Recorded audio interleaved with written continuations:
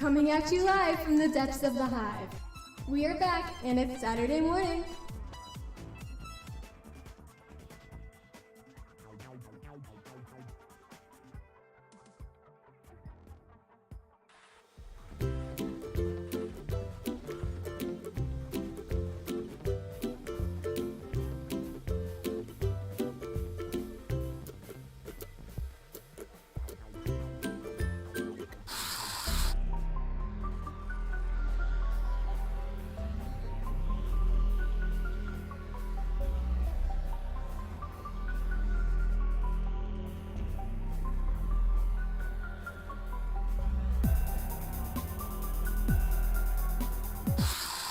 Us as slave labor. The uprising is upon us. We're under attack.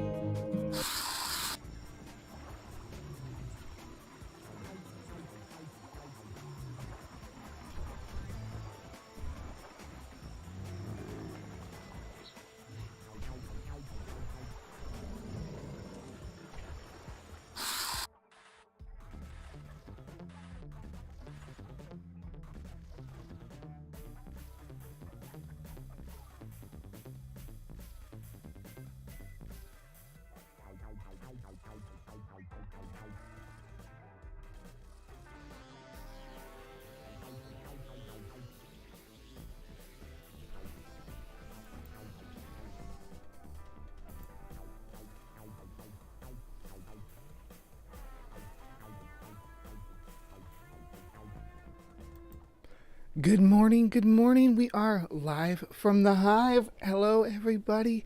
Got so much to talk about this morning, but first, before I even get into it, let me say hi to everybody I see in the side chat so far, because we got a lovely little crowd waiting for the show to start. So thank you so much for being such an early bird. Godless Granny and Godseed, Cyrenus Edmonds, Ring, basically 411, Greg, Lavender Lady, oh goodness, thank you so much for coming, Diana. We have Carol. Yep, we have, of course, our notorious bug bot out there stinging people. Behave yourself, bug bot. Behave yourself. All right, so a few things to go over.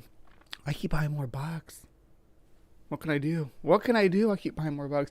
Pomodorino, good morning. Good morning, my friend. It's been a minute since you've been able to catch a live one, so I'm so glad you're here, because this morning I have butterflies. We are going to have butterflies in the Hive. These guys I got early last week, and when I got them, oh my gosh, they were so tiny. They were so tiny. They've grown so fast.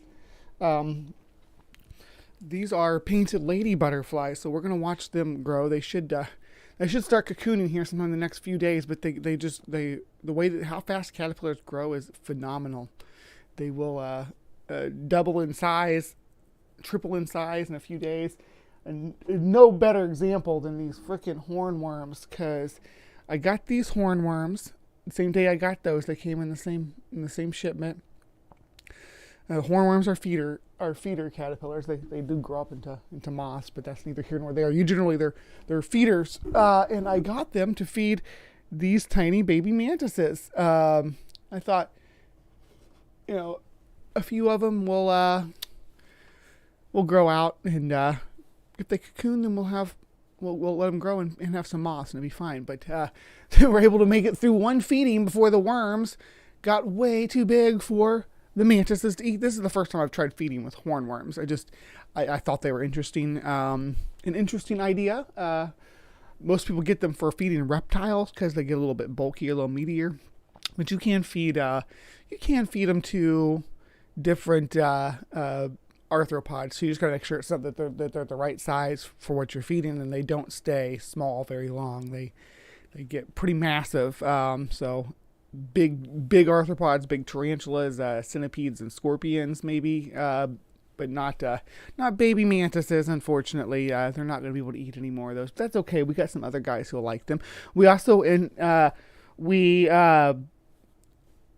inherited a trio of hermit crabs in the hive. They're living over here right now in an open-topped aquarium.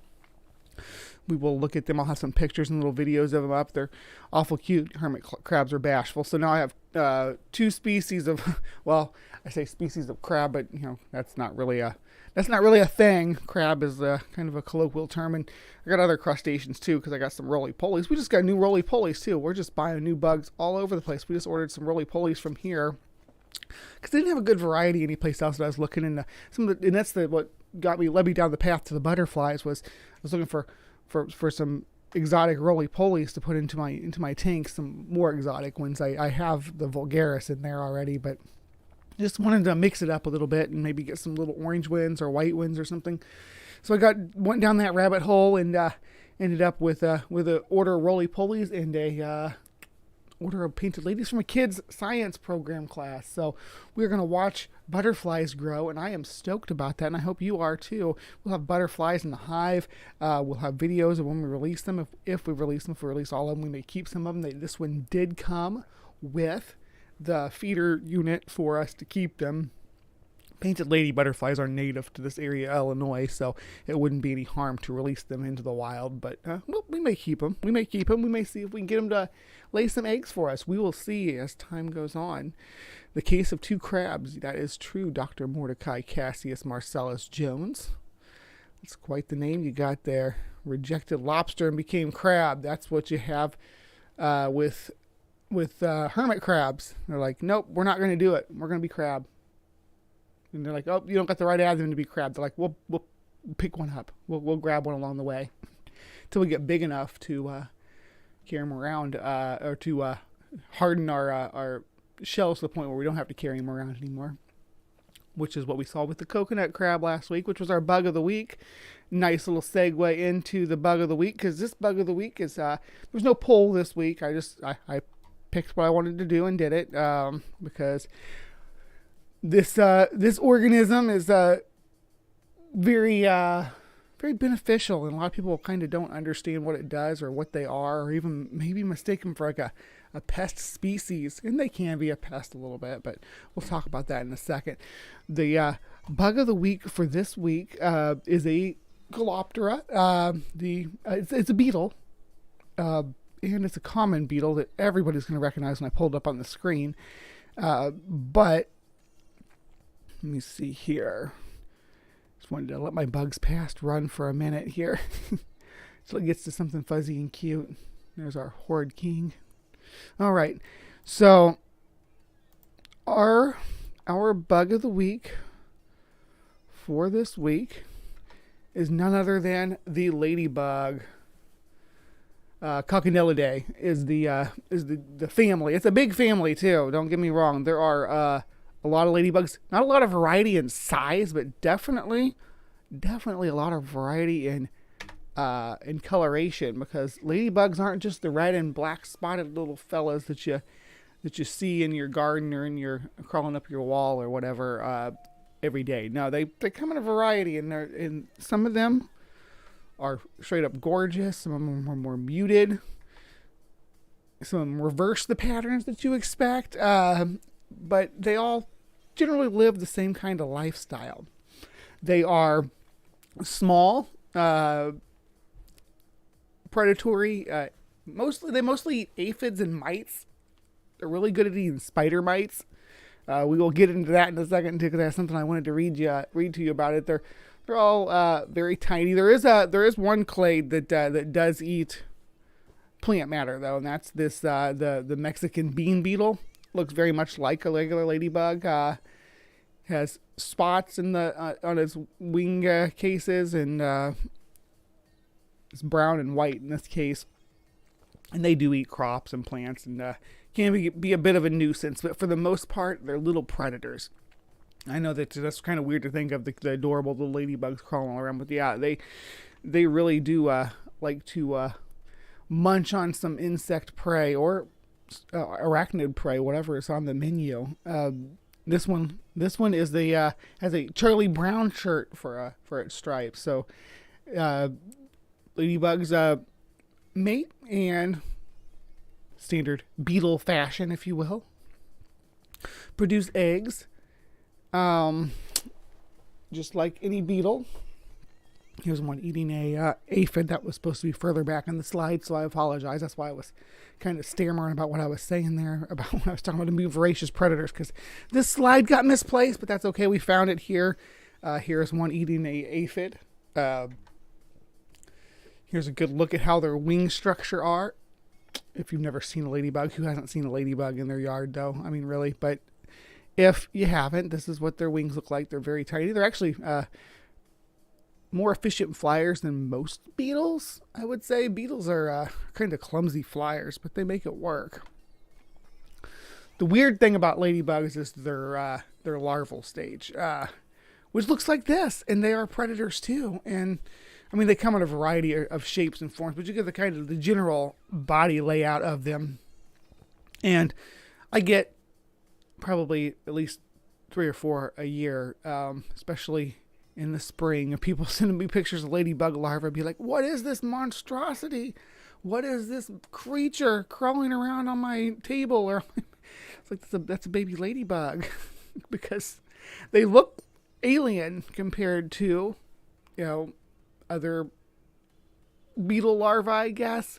But if you look at them, they have that same basic body layout, the long tubular body, tiny legs, long, narrow, what am I saying? Abdomen. Sorry, I'm a little bit out of it this morning. I had a long night last night, but the show must go on. All right. So that was our bug of the week for this week. The ladybug. I hope that you enjoyed it, and you maybe learned a little bit something. Maybe you already knew all that about ladybugs. I'm not sure, but I sure liked sharing it with you. So, all right.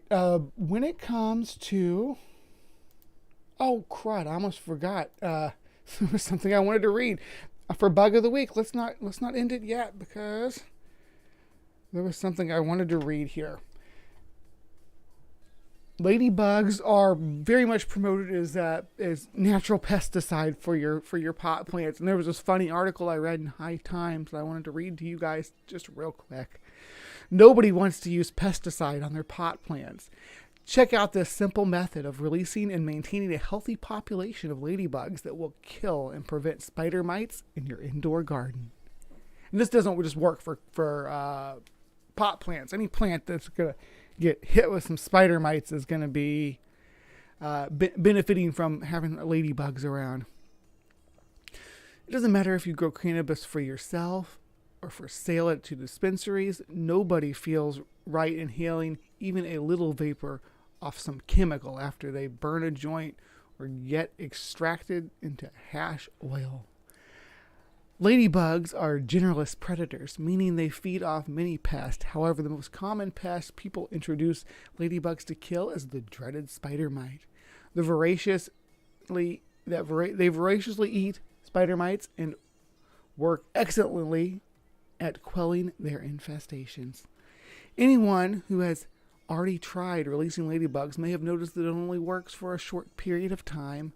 And if they don't manage to kill all the spider mites in the garden, the infestation will quickly return. The most common mistake is not giving ladybugs a home and a chance to reproduce and grow their population to make up for natural death in the garden.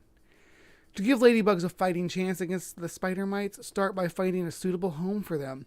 Start by releasing your containers of ladybugs into a larger container, 1.5 to 2 cubic feet, that has a source of water, food, and a small opening. Many ladybugs will promptly exit the container through the opening and do their job they were intended to do, kill spider mites. The remaining ladybugs chill in the container and live the good life, eating, drinking, and having a lot of ladybug babies. This will ensure a consistent population of ladybugs that should outlive populations of spider mites. Take, for example, a propagation tray. Leave the humidity trap door open and place inside a source of food, water, and an open container you bought the ladybugs in. A great source of food that that many recommend is raisins.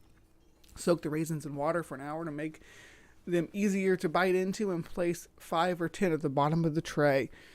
For a source of water, take natural sea sponge soaked and filtered, preferably bottled water, not dripping, but definitely wet. Oh, not dripping. Okay. And place it in a tray as well, and release the ladybugs, open into a small opening at the top, and watch them get to work. So yeah, ladybugs, protecting your pot plants the natural way, and your tomato plants.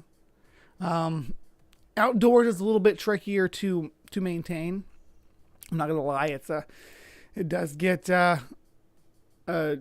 troublesome to try to keep a population sustained in your back garden. All right, so that was our bug of the week. Went on just a few minutes longer than I had anticipated because I wanted to talk about the pest control efficacy of ladybugs. I think they're fantastic. I let them live. I've never bought any and released them, but they live all over upstairs in my plants. I don't know if there's a viable population to fight spider mites right now. There has been in the past. Anyway, so that was bug of the week, the ladybug, and we are going to move on now because we have something kind of weird to go over. It's not going to be too long, but in CryptoCorner, we are going to be. I didn't want to do that. We are going to be. Sorry, I'm still getting used to this new layout. But in CryptoCorner, we're going to be revisiting the realm of the Sasquatch. So, welcome to CryptoCorner. Today, we're not looking at a video of Sasquatch. No, we're not reviewing any video, new or old. We're not looking at any photos or examining anything that we visually review and say, is this a Sasquatch or a guy in a suit or something natural? We won't have that that chance today. We're also not reviewing an old sighting that someone had. We're not listening to a story and kind of cracking it open and trying to see what someone might have experienced that made them think they were experiencing Sasquatch. What we are going to listen to today, because we're going to listen to something, is called the Sierra Sounds. They are alleged Bigfoot sounds, and we'll see what we think. So, let's have a listen.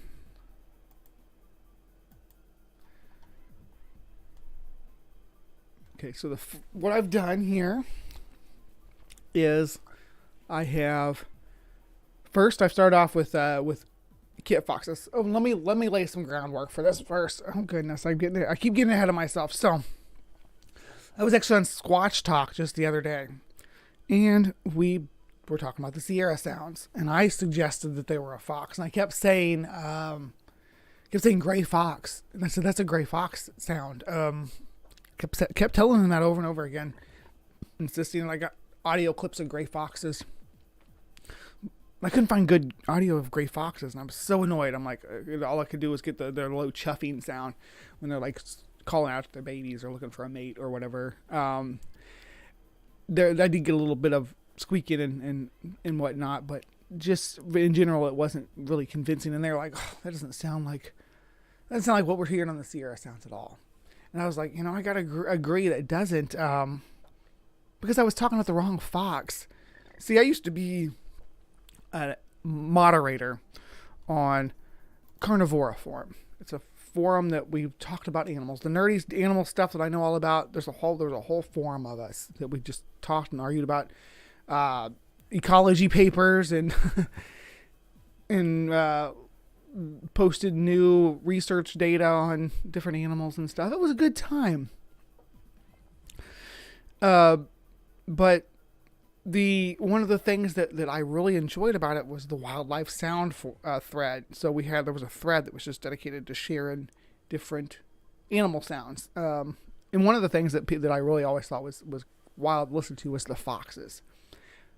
And I was thinking of the wrong fox when I was talking to Squatch Talk, but I'd heard them before. I knew that they existed. These audio clips of the foxes make wild sounds.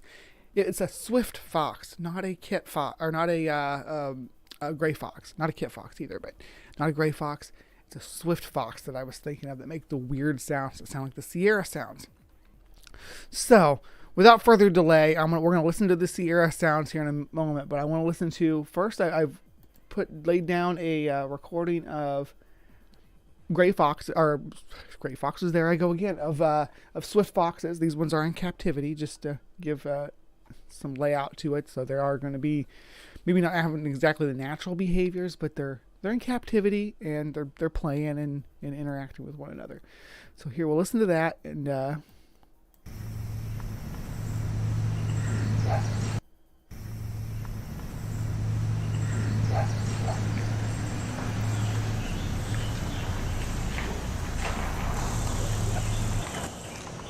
definitely. No.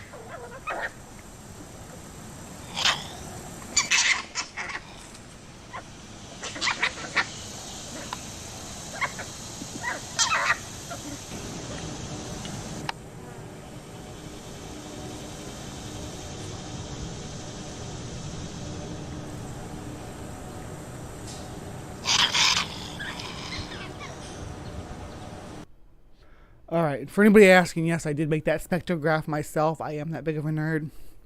All that was I made myself, and I had to make it in 30-second clips at the time because the generator that I use wouldn't make them any longer, and I have about 4 or 5 minutes of clips. So yeah, but that was that sounded a bit like a ferret. I could definitely see that. Now, it didn't sound exactly like the Sierra sounds. It did sounded a little bit. There was a little bit more high pitch to it. So I slowed it down. This is at 0.7 speed, so not super slowed down, just enough to kind of give us an interpretation of what it would sound like, maybe echoing through the woods from a short distance, maybe a couple 100 yards or so.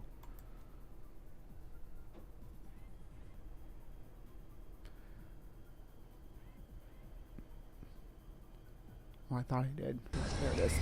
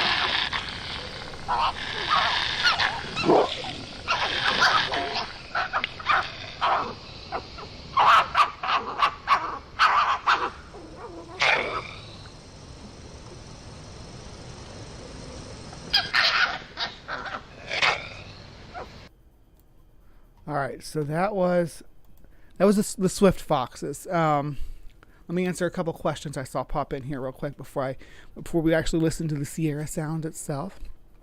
Because I saw that first of all, I saw that Reverb Twang is in here, and Reverb Twang is a fellow atheist.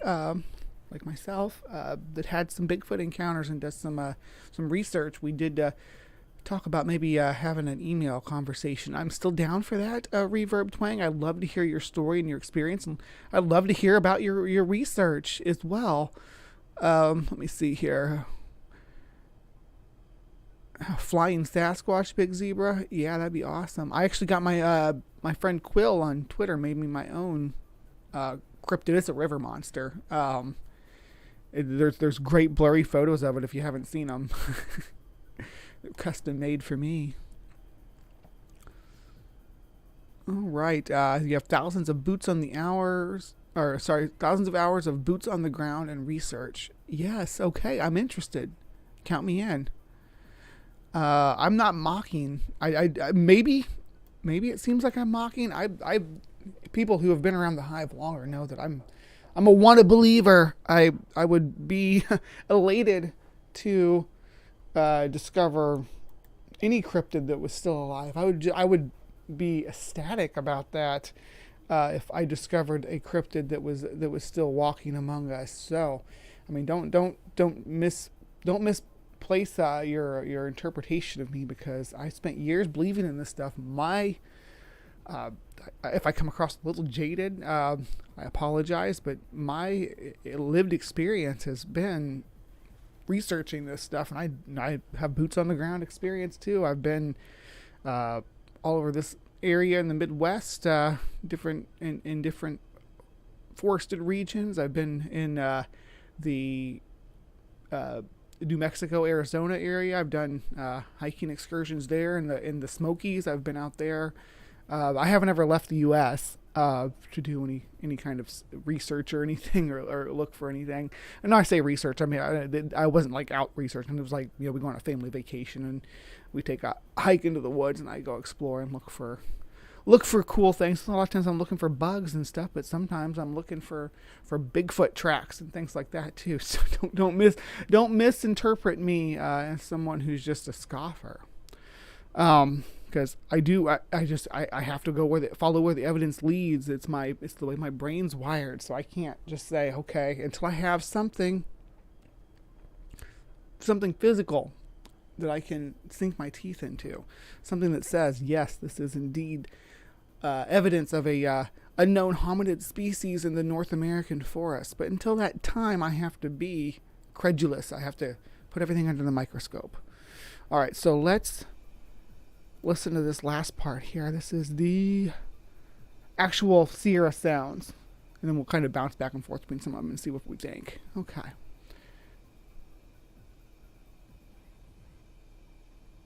It does sound like a Chihuahua. I was telling my wife that when we were listening to them.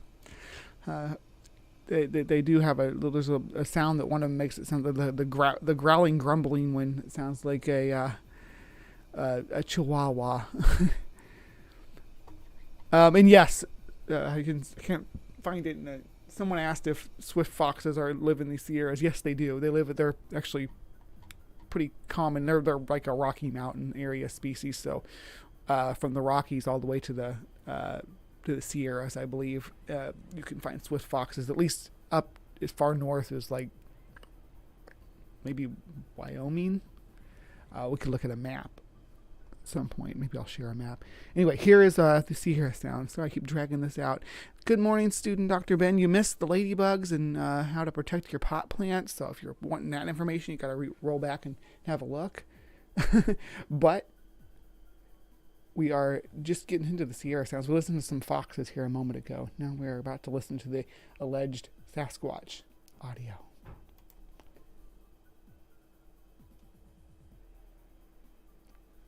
Here we go.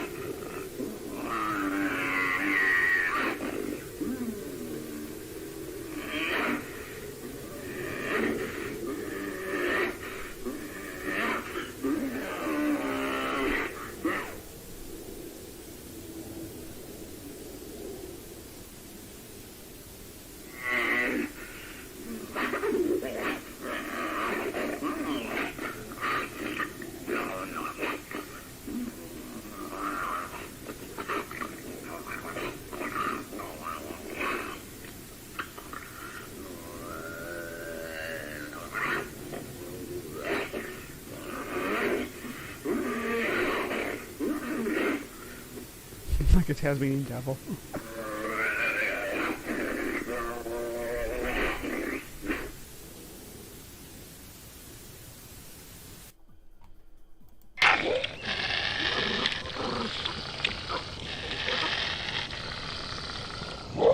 There's the fox.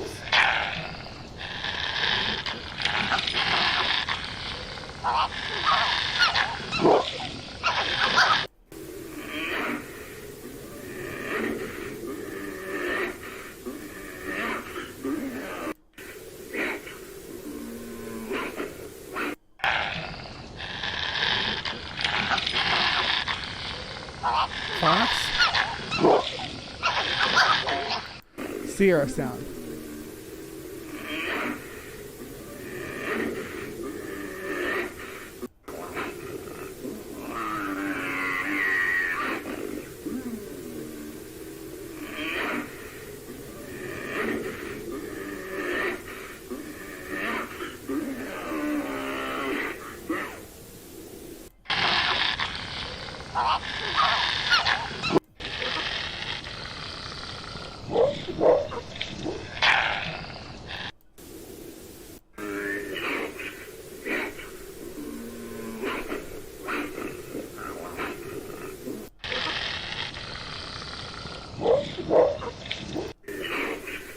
No, I'm not saying it's an exact match here. It is curious, though, I would say, that, and we look at the spectrogram. That's what I want everybody to look at. That's this guy right here. Okay, so we're going to look at how it is with the foxes. Got it peeking in these short, make sure this is the right part. Hold on.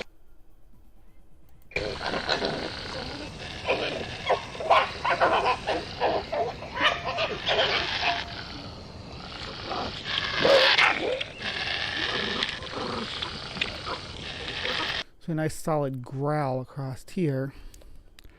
Let's see, and then we get to, where's the good growls at? I think they're back a little bit. Let's try that one.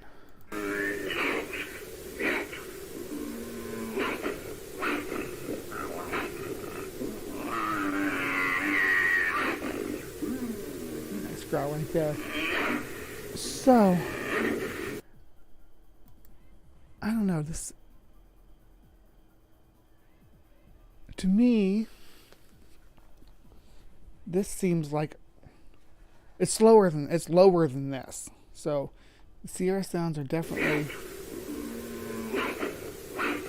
a lower range of sound than our kit foxes or kit foxes. But the sounds it makes, the range of sounds that it makes, very similar. Very similar to our little wild canines. So, the Sierra sounds are supposed to be Sasquatch making sounds off in the woods. It sounds like frustration for sure. Right, that's and basically 411. Right, I think of lots of howls and stuff too, but this is what was presented to me as evidence on Squatch Talk. They said, "Hey, these Sierra sounds are unknown." I listened to them. The very first thing that popped in my head was these sounds of the swift foxes. This how they sound like they're talking, the chattering.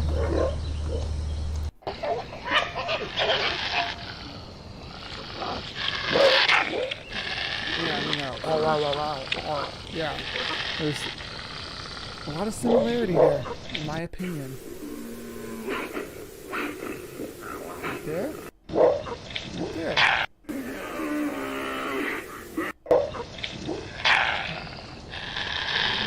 It just seems like this is a, I don't want to make an accusation, but it almost seems like this is a slowed down version of this. We got it at 0.7. Let's see if we can slow it down a little bit more and see if it can make it sound even more like it. Let's see. We're going to slow it all the way down to 0.25. Okay, let's do that. Let's see how the foxes sound now. Too slow. Let's slow it down to, speed it up to 0.5.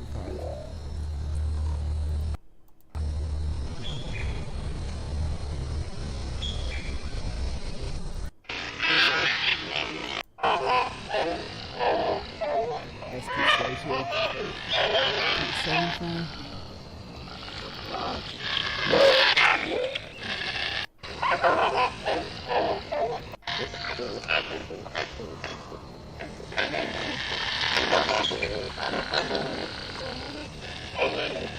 Yeah, these are the moorhead sounds.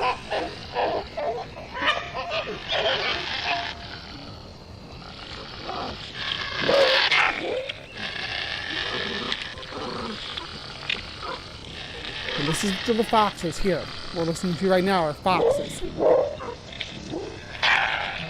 This is, I don't know what the speed is now. It's 0.75 or 0.7, so it'd be like 0.56 or something like that. Really close to half speed of the original. And then we'll go back to normal speed. And we'll listen to the Sasquatch again, the Sierra sound.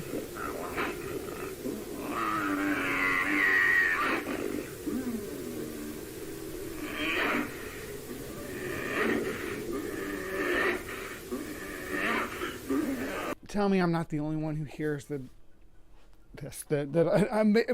I could be, it could be pareidolia, where I'm interpreting that that one sounds similar to the other because of my bias, because we all have bias. That could be the case with this audio. If you agree, if you disagree, tell me in the side chat here. Tell me in the comments down below if you think that I'm wrong. But to me, Brainbug's humble opinion, this sounds like a slowed down swift fox. Maybe multiple swift foxes. Maybe a swift fox interacting with another animal like a badger or something like that. But it definitely does sound like something organic. I don't doubt for a moment that an animal of some type is making this noise. But to say that it's got to be a Bigfoot and it's got to be Sasquatch because some preconceived notion that we have in our brains that if we hear weird, vocalizations in the forest, they gotta be coming from an hominid, and they can't be coming from some other native creature that we just don't hear make sounds too often, except for when it's in a certain situation or when it feels comfortable. Foxes aren't going to be loud and wild and crazy when we're sitting there watching them all the time, but when you hear them in the forest late at night when they're playing and interacting with one another, it's a whole nother story. All right, let me just check my comments again, just to make sure I didn't miss anything.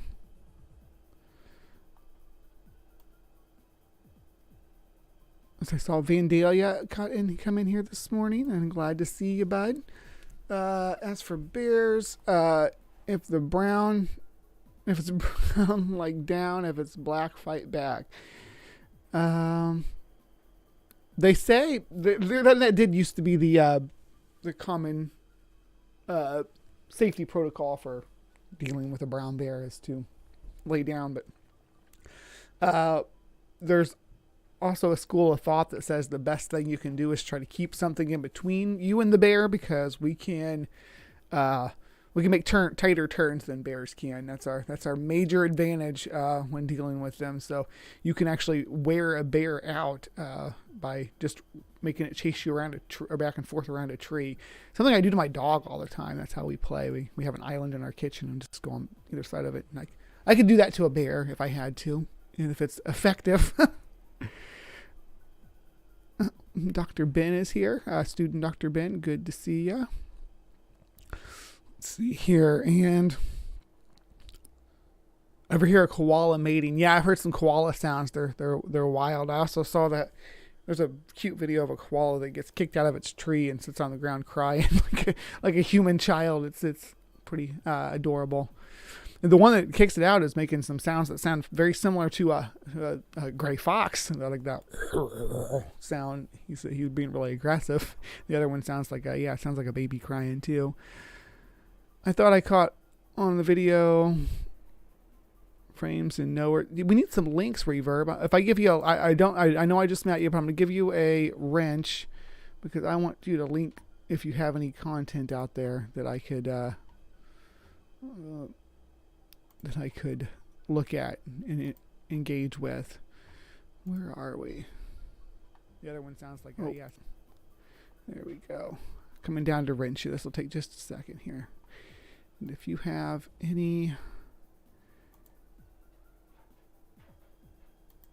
to share, any links or anything, drop them in the chat. I will come back and watch this stuff through a lot, and I will grab it. It does sound like a Tasmanian devil pomo. They sound pretty aggressive too. Sounds like a dirty old man pixie. All right. And then Dr. Mordecai Jones is taking responsibility for that. Let's see. When in doubt, bear spray. That's always a good idea. Oh yeah, I saw that they were going to wrap last night, but I was too tired to stay up and watch it. Oz and Bar were going to wrap last night. I missed it. Who won? Let us know in the side chat here. I'm not afraid of Bigfoot. I'm afraid of big old snakes. Well, it depends on what kind of snake it is, I guess. For the most part, I'm pretty okay with snakes. Okay, what do we got next here? Oh, yeah. All right. So, that was CryptoCorner. Looking at, or listening to, and we weren't looking at anything, listening to the Sierra sounds, which are allegedly some unknown creature making noises in the woods. To me, and me alone, if my side chat agrees with me, that's okay. If they don't, that's fine too. To me, it sounds like a swift fox with the audio slowed down about half speed. That's what it sounds like to me. Just my opinion. I'm not an audio expert, but we did listen to both those animals and the alleged Sasquatch. So you tell me what you think. And why is my chat box not working in here? What is up with that? My chat box is just blank. You see that? I'll have to poke at it and see. I got a brand new layout for CryptoCorner, and the chat box being up here where I could actually engage with you and talk as I see the things come up on the screen was the goal, but that's not going to work if they don't come up. So right under where it says CryptoCorner, that big blank area was supposed to be a nice big chat area, so I could agree with you or disagree with you, or we could look at what you have to share, but apparently not. My other chat boxes seem to be working though. That one's working. Anyway, it is time, my friends, to move on to Creation Watch. Now, in Creation Watch, we are going to be looking at, here, I'll show you. I will show you because it's interesting. We're going to start off with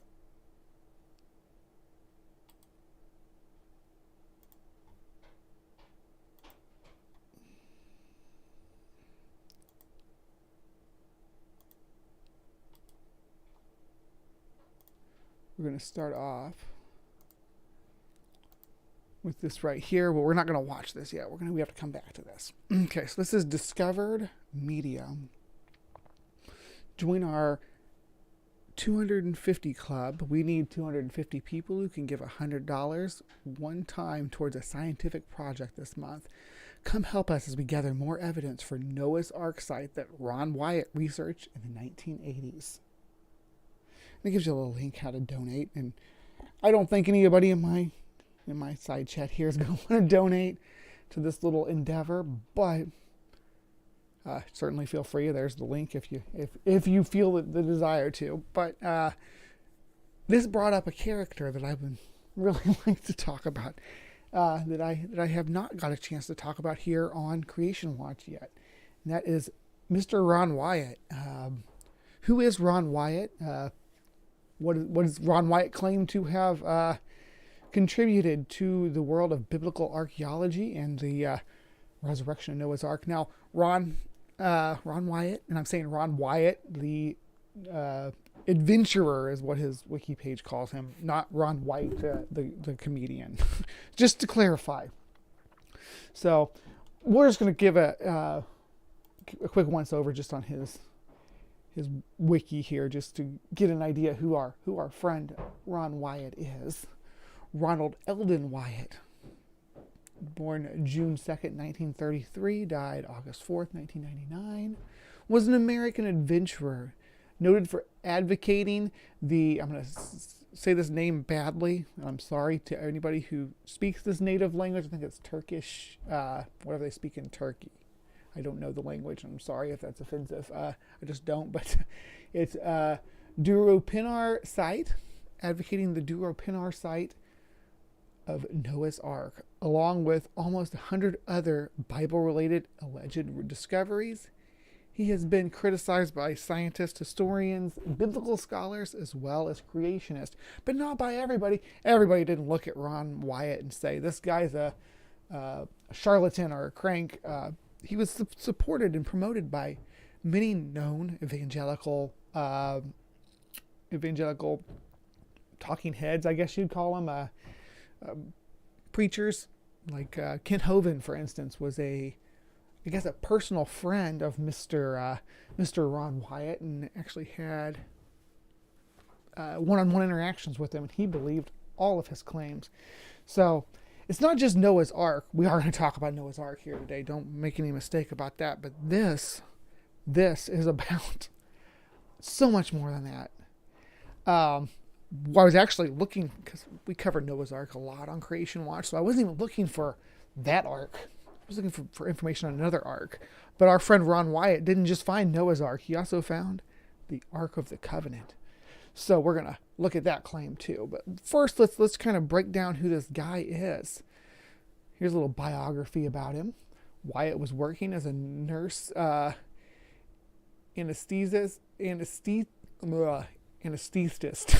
I'm going to trip over my own tongue today if I don't stop. In a hospital in Madison, Tennessee. When in 1960, he saw a picture in Life of the Duropinar site, a boat shape on a mountain near Mount Ararat. The resulting widespread speculation in evangelical Christian circles that this might be Noah's Ark started Wyatt on a career as an amateur archaeologist. From 1977 until his death in 1999, he made over 100 trips to the Middle East, his interest widening to take in the wide variety of references from the Old and New Testament. By the time of his death in 1999, Wyatt claimed to have discovered several sites and artifacts related to the Bible and biblical archaeology. Wyatt is not considered credible by professional archaeologists and biblical scholars. The garden tomb associated with Jesus states in the letter they issued to visitors on request. The Council of the Garden Tomb Association, London, totally refutes the claims of Wyatt to have discovered the original Ark of the Covenant or any other biblical artifacts within the boundaries of the area known as the Garden Tomb, Jerusalem. Though Wyatt was allowed to dig within this privately owned garden on a number of occasions, the last occasion being the summer of 1991, staff members of the association observed his progress and entered his excavation shaft. As far as we are aware, nothing was ever discovered to support his claims, nor have we seen any evidence of biblical artifacts or temple treasures. So yeah, that's what the mainstream folks think of him. But let's look at this site real quick because it keeps coming up. We got the Duropinar site. I'm sure most of you have seen this and are kind of familiar with it. It's a vaguely boat-shaped region on a mountain. That's all it is. It's an archaeological site, but not an archaeological site. A geographical site, not an archaeological site. So what I'm trying to say. So we've had experts in the field look this over and see what it's made out of and kind of make all these assessments of it. people who study rocks for a living say it is not a fossilized ark or a fossilized structure at all. I had always given the leeway that, maybe it could be an ancient structure, but I don't necessarily think it was a boat. Anyhow, let's move on here. So they also make the list of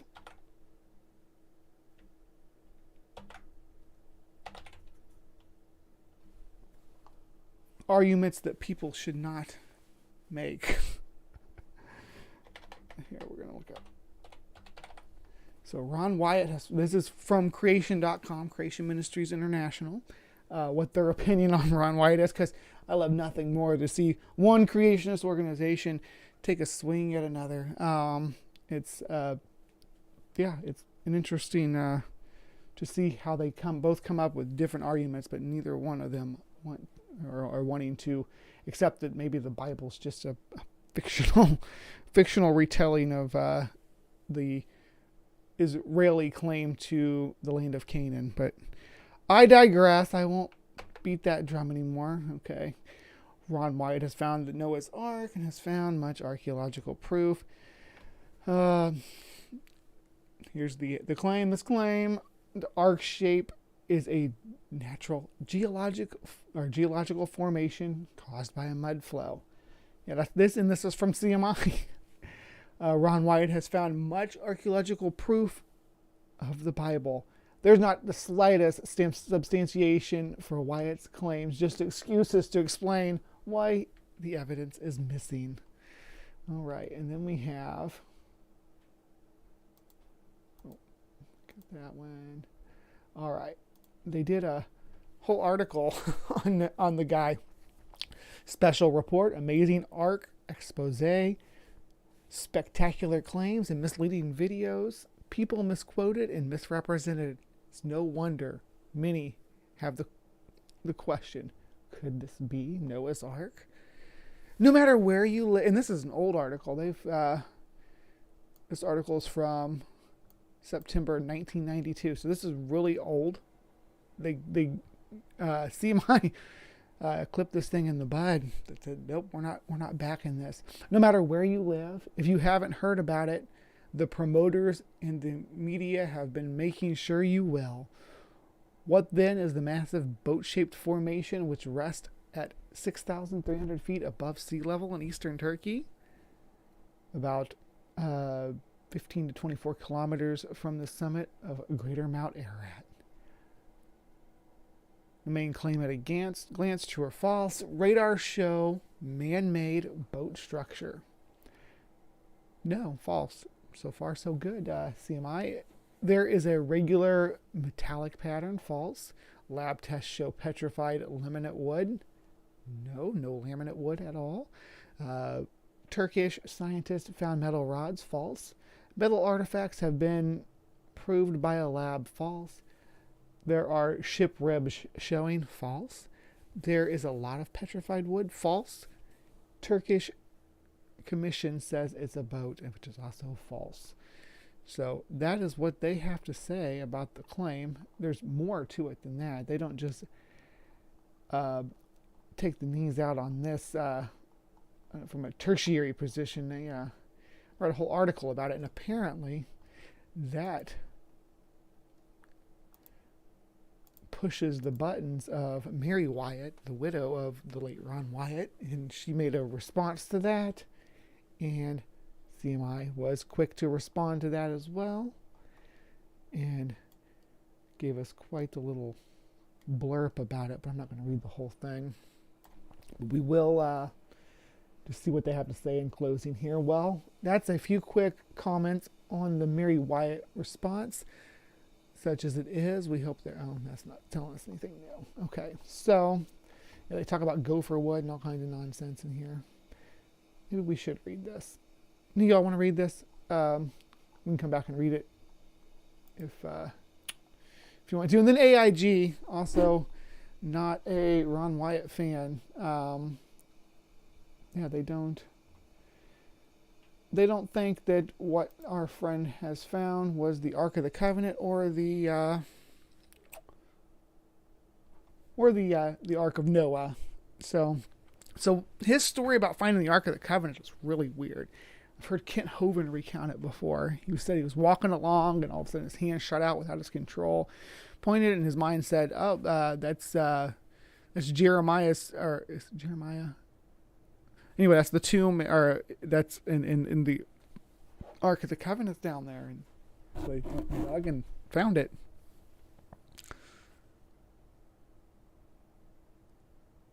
Oh yeah, this guy's awesome. There's so many things that Ron Wyatt has claimed to have discovered or found. Blood of Jesus is one of them.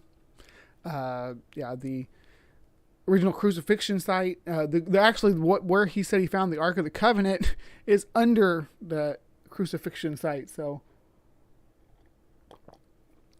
do with that what you will. Now, let's see. So there's a couple of channels that have little videos on this. And there's this guy I want to get to. I'll finish up with him, but let's start with. I think this might be the same video as this one, but we're gonna go ahead and dive right into that. So who is ready to watch some Ron Wyatt truthers make their case? Discovered Media.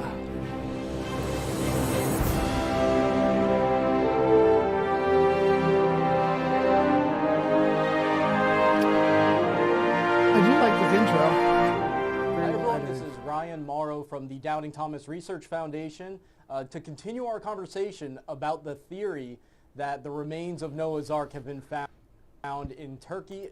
Yeah, and this just to clarify, this guy, Ryan Morrow, he's the other link, the other video I think is just his release of this, and this is their release on it. He does like a news program about biblical stuff. The Doubting Thomas Institute, I guess, is what he calls it. So yeah, we'll have to maybe explore that a little bit deeper too at some point in the future, but let's continue on and see what he has to say. So this is the site. You see here's our boat shape rounded at the back.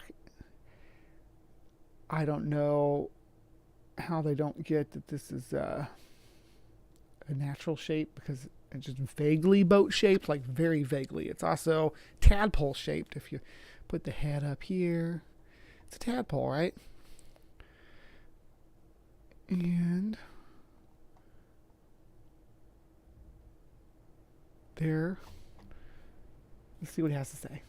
And we're going to be talking with Andrew Jones, our research associate, who has been in Turkey for the past year, just overseeing possible projects related to this.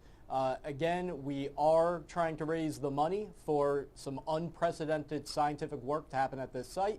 You can go to noahsarkscans.com, and you can also go to doubtingthomasresearch.com to make a tax-deductible donation. But check out both sites. And Andrew, but before I get to the next question, I just want to reiterate something, which is that I wrote this site off. And that's largely because of Google. I thought that there was a consensus that this is just a really weird coincidence, a weird geological... There is a consensus that it's a weird geological formation, for sure. ...anomaly in the area, which is a broad area of where Noah's Ark should have landed. And because I Googled it and I came away with the idea that that was the consensus, it kind of felt to me as if the defenders of this just couldn't let it go. They just couldn't let it go and face the facts.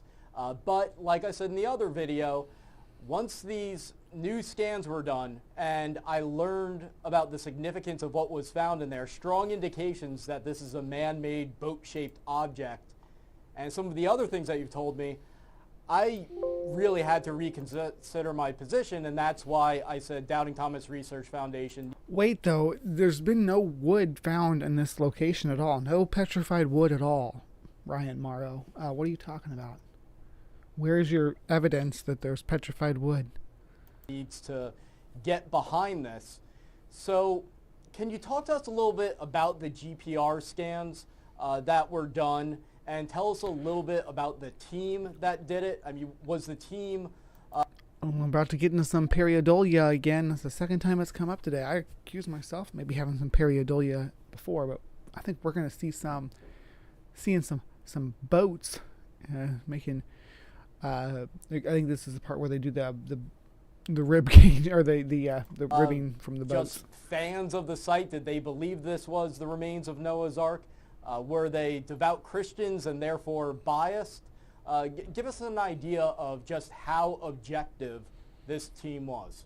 Now, I'm standing here actually where the 2019 GPR survey had found right below the surface here those angular structures. And that was about 20 feet below, about 7 meters. And so it was throughout this whole area that are possible rooms to Noah's Ark. Now, of course, excavation or core drilling would give us more details about those angular structures that we're seeing below the ground. But that was one of the exciting things from that trip, where we brought in this crew that had nothing to do with promoting this site as Noah's Ark or even had heard of this site. And they were able to obtain this very interesting results showing the angular structures right here.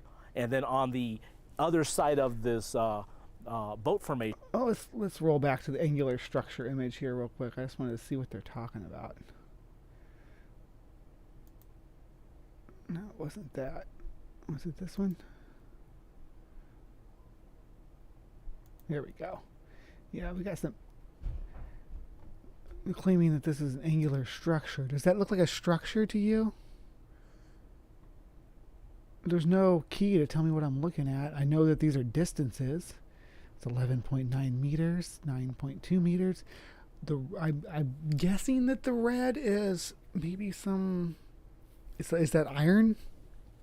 I know with the metal detector that the red light is iron, but that's with our metal detector that we have. So I don't know. That's the problem here. I don't know what I'm looking at and what these. Maybe he's going to explain it though. Maybe I'm getting too far ahead of myself. Where were you, bud? Showing the angular structures right here, and then on the other side of this boat formation, they were able to see parallel lines about 8 to 9 feet below the ground. This isn't even a new one, Native Atheist. This is the original one in Turkey that Ron Wyatt found or studied or whatever, and these guys are still pushing it. This little research project that they're doing is still pushing it. Ground. There you go. It's like a cross section. Yeah. I'm just talking about cross sections in there. 8-9 feet down. Wow. Yeah.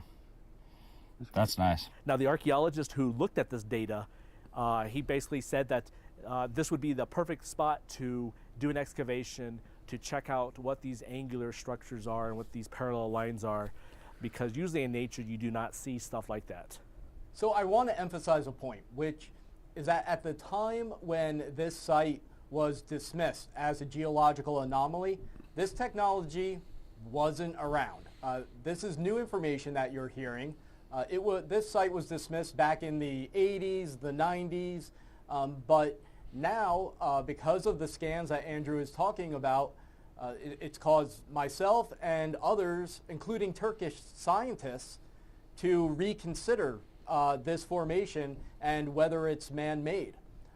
I mean, I've taken these scans and I've shown the pictures of them to people I know who are more familiar with boats than I am, people from the Coast Guard, for example. And why would someone from the Coast Guard be more familiar with the construction of wooden ships, wooden boats, than anybody else? Why would being in the Coast Guard give you credentials to make a case that something is or isn't a boat? Yeah. I said, what do you think of this? Am I misinterpreting it? And they responded back like, no, that seems pretty clearly the hull of a ship. Or a giant tadpole. We can't rule out that this is a giant tadpole. It has not developed limbs yet, no eyes. You would expect it to have a mouth and eyes. Maybe it's a tadpole of some giant cave species of frog that lived in the pre-Noachian times when chameleons grew to the size of triceratopses and all that good stuff. This was just how big frogs were back then. Mud Fossil University could probably make that case. Let's see if Mud Fossil University has ever visited this place at some point. Yeah, that'd be fun to explore. That's really amazing when you think about it. Now, these scans have been done with strong indications that this has man-made structures as part of it, and that there's some type of structure going beneath the surface, particularly in that hole type area. So, Andrew, it's my understanding that these scans are what convinced Turkish scientists that they wanted to get involved with this.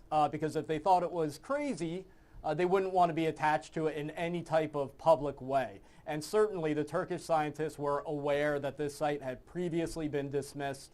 But then the scans were done, and they had to revise their opinion, and now they're eager to get started. I would like to see some of the research data on that to say that they are looking at this as Noah's Ark and not. I don't doubt that there could be. I'm not an archaeologist. I don't necessarily understand what your scan's showing, because there's no key telling me what the red areas were, what the angles were. But what makes you think that they're saying that this is Noah's Ark and not? If they are taking it seriously, and I'm taking you at face value, that they're saying that Turkish scientists are saying, hey, this might be a archaeological site from let's just say Paleolithic archaeology site. I don't know, but what era that you're claiming that they are saying this is from. But do they ever say that they think it was a floating structure, that it was a watercraft of some kind? I highly doubt that. If they're looking at this as a structure on the mountainside, most people don't look for boats on mountainsides. So I would say that they probably suspect that it was maybe a home, an outbuilding of some kind, a granary, a stable. There's a million things that it could be that would have, that could potentially, or maybe it's the remains of a whole village. I don't know, Ryan Morrow, but to say that they're saying, hey, this could be Noah's Ark is, I think, a little bit disingenuous on your end. They're saying, if they are saying anything, and I'm taking you at your face value on this, they're saying, hey, we need to look at this again. I don't think that they're saying we need to look at this again because it might be Noah's Ark. So it's not just myself who had to reconsider his opinion, but actual scientists said, yes, this information does warrant a reconsideration of the dismissal of this site as a geological anomaly. So, Andrew, can you tell us about the new work that's going to be done if we're able to fundraise enough for it? Now, we're going to do core drilling this summer with your support. We hope to be able to do a complete core drill sample of this site, and that has never been done before. So that's very exciting, because these cores that we're able to drill and to pull out of the site will tell us exactly what are these layers we are seeing on the geophysical scans. So when we tell you that there are right angles right below the surface here, 20 feet down, we hope to drill down into those structures and see exactly what they are. Are they petrified wood? Are they just a natural sedimentary rock?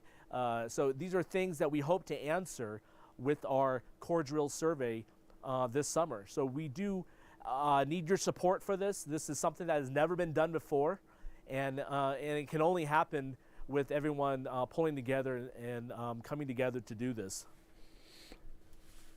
Yeah. Now, Andrew, you're So at this a is basically different spot. This is basically fundraising, is what they're doing, saying, hey, this is what we want to do. Core samples would tell us a lot about that, but if they do show us that there's petrified wood down there, that gets you not even one step closer to saying this Noah's Ark. It just means that there was a structure on the mountainside. We'll see what they right find. now than you were before on this boat-shaped formation. So can you kind of explain for everyone where you are relative to where you were, and what the GPR scans indicated about this part of the formation that you're at right now? Now I'm standing, Ryan, right about the middle of the boat. But right below me here, Middle of the on boat. the eastern side, this is where the 2019 GPR scans showed these parallel lines. You think that I'm assuming neither one of these guys have professed themselves to be evangelical Christians. I think that they are. I suspect that they are evangelical Christians. And with that said, they need to stop calling Noah's Ark a boat. I think it's pretty well understood that it was just a big floating box based on the measurements given in the book of Genesis. All lined up about 8 to 9 feet below the ground. And again, the archaeologist who reviewed this data pointed out that this is something you usually don't see in nature and would be something that he would want to check out if he were to do an excavation. We hope this year to core down into the site and drill and pull out samples of what that material is. So the core drilling is going to be expansive. There's going to be core drilling both inside of this boat-shaped formation and outside of it. And they're actually going to be drilling down into the air. Boat-shaped formations. That should tell you the fact that it's boat-shaped that it wouldn't be Noah's Ark. Because I don't know. I have some folks in my side chat right now who are familiar enough with Noah's Ark to know that it was supposed to be. There should be no hole. It shouldn't have a hole. It shouldn't have a stern. It should just be a box. There's no reason to assume that Noah's Ark, as written about in the Book of Genesis or the earlier mythologies, that was built upon, that it was ever supposed to be a boat containing all the animals. Areas where the radar scans show these mysterious angular structures and parallel lines. So we're probably going to be able to find out, if we fundraise enough for this, what that is. It's a big mystery. Right now we don't know. And you can't settle the debate about whether this is a geological anomaly or some man-made boat-shaped object, which some say could be a match for Noah's Ark, until we figure out the answer to that question. What is this? So I'm excited about that. I'm really excited about solving that mystery. And one other point I want everyone to understand, the scientists have told us that erosion is starting to really damage this site. So I think the one even said that every single year there's going to be visible degradation of the site. And so years from now, the opportunity to do research like this is going to decrease or be lost. Wait, you say, so you're claiming it's been sitting up there for 4,500 years just fine, and now it's starting to degrade? I mean, CMI said it was the results of a mudslide. That would be more plausible, I think, to be something that would then start to crumble away. But you do you. I'm sure there'll always be able to be research done, but your ability to do that research won't be as good as it is now. So we need to move quickly, and what the Turkish scientists have advised us on is what we need to do in order to start the preservation of this site, and then after that, the actual excavation. But we're going to know a lot from this first phase. In fact, they're talking about it degrading and eroding, disappearing. It is a tactic to get people to throw their money at it now. Yeah, mudslides are an erosion event, so that's true. And I really think that's the pull. But he's also saying, yeah, but we're going to excavate it, so don't let nature destroy it, because we're going to destroy it. Might even be able to determine whether this is a geological anomaly or a man-made boat-shaped structure. So that doesn't take away from the significance of what we're proposing. But if it is a man-made structure, then we definitely need to preserve it, and we definitely need to excavate it. And that's only going to happen if all of you out there band together with other people interested in this site and enable us to do that. So you can go to noahsarkscans.com, noahsarkscans.com, learn more about the site, see exactly the budget breakdown, and you can also go to Doubting Thomas. All about that budget breakdown. ThomasResearch.com, our website, in order to make a tax-deductible donation. We are a 501c3. So check out both sites and make sure if you want the tax deduction that you're selecting that option if you're at noahsarkscans.com, or just go to Doubting Thomas Research. So you can throw your money at some woo, like building or like digging for Noah's Ark, and they're going to write that off on the taxes. Basically, if you want to throw your money at digging for magical artifacts, you can write that off. That's tax exemptable, apparently. Wow. And to thank those who are donating, the first 250 people who donate at least $100 are going to be part of the 250 Club. And there's going to be some special things that we're going to give to those 250 people to thank them for their $100 donation. So if you're really interested in this site, please consider joining the 250 Club. Andrew, thanks so much for being with us. I pray that we'll be able to work together in the future and continue the work at this site. Thank you for everything that you've done. And everyone out there, thanks for watching. Make sure you subscribe to this channel so that we can give you further updates. Sign up for our email newsletter and like our social media pages, because we never know which is the best way to reach you. Particularly on Facebook, you might post something and then nobody sees it. So sign up for the email list and follow us on whatever social media platform you use. So thanks for watching, and I look forward to giving you further updates.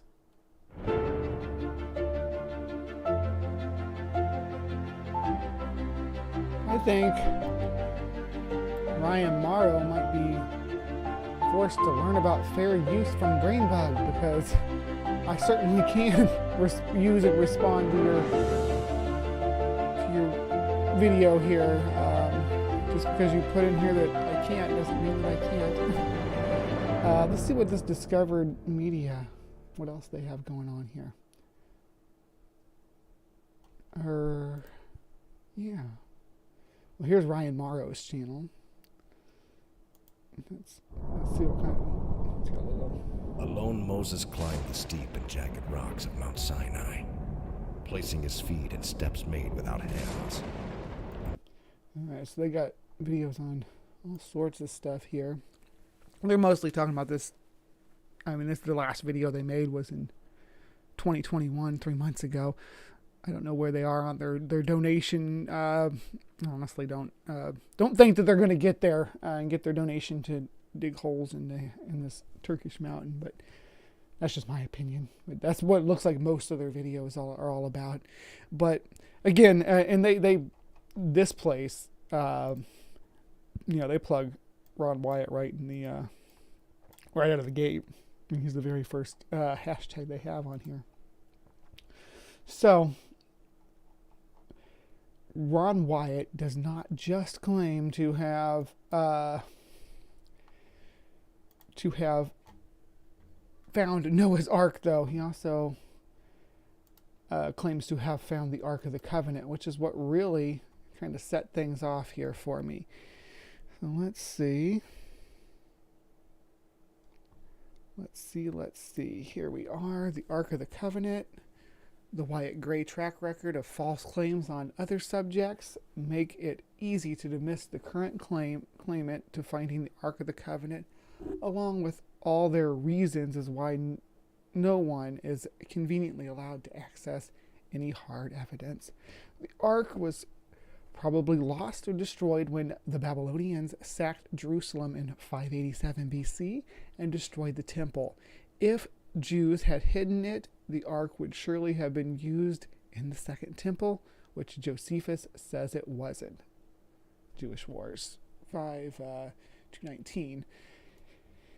An additional reason for skepticism, which would apply to any future such claims by others, relates to God's dealing and fulfilling the Old Covenant system via the New Covenant in Christ. God forcefully demonstrated this with the destruction of the Jerusalem temple in 70 AD, predicted by Christ 4 decades earlier in Matthew 24. There were to be no more animal sacrifices once his designated Passover lamb, the scapegoat, if you will, the Lord Jesus Christ, had been slain once for all. Jeremiah 3:16 strongly suggests that there is to be no reappearance of the Ark of the Covenant either.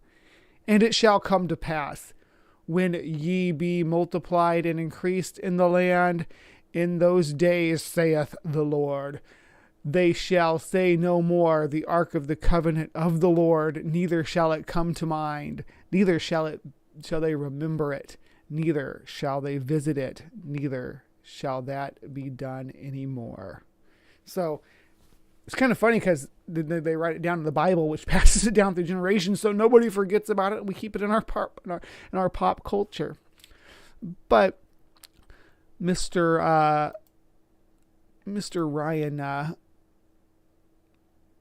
Ron Wyatt has other detractors too in the evangelical circles. I found this guy whose name is Christopher Enoch, and he has some.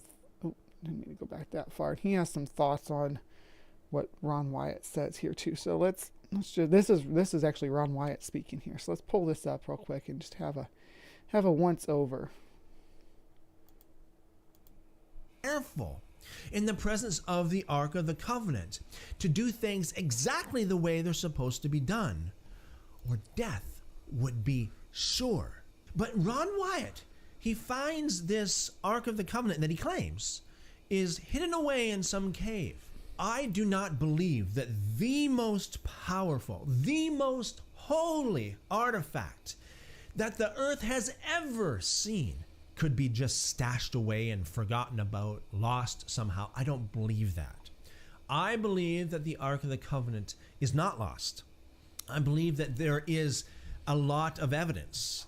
I believe it's beyond a reasonable doubt that the Ark of the Covenant is actually in Ethiopia. Now, the reason I believe that is because there is a lot of documentation, historical documentation about that, and archaeological evidence as well. But that's another huge topic, and I'm not going to get into that in this video. However, if Ron Wyatt's claims are true, the most holy, the most powerful object on earth somehow got lost. Now, I hope everybody kept track of that and was very clear about what he said there.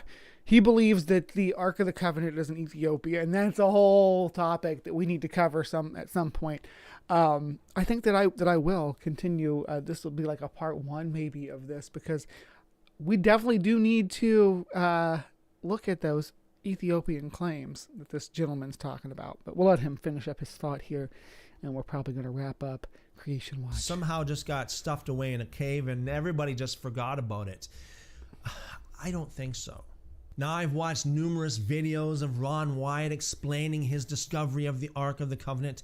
And a lot of times he wraps what he calls evidence in just a theological rambling. Instead of Wyatt just coming out and straightforward, just telling the story, just straight on telling the story, just being forthwith, he wraps his so-called testimony or his witness, his story, in so much theological rambling. I mean, Hey, godless scummer, just watching the biblical literalists eat each other. Basically, they're all over the place.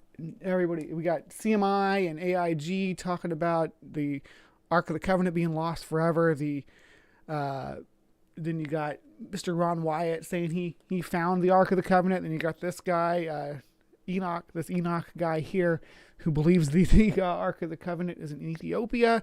So we're gonna have to explore this a little bit better. Thanks for coming, Jeff.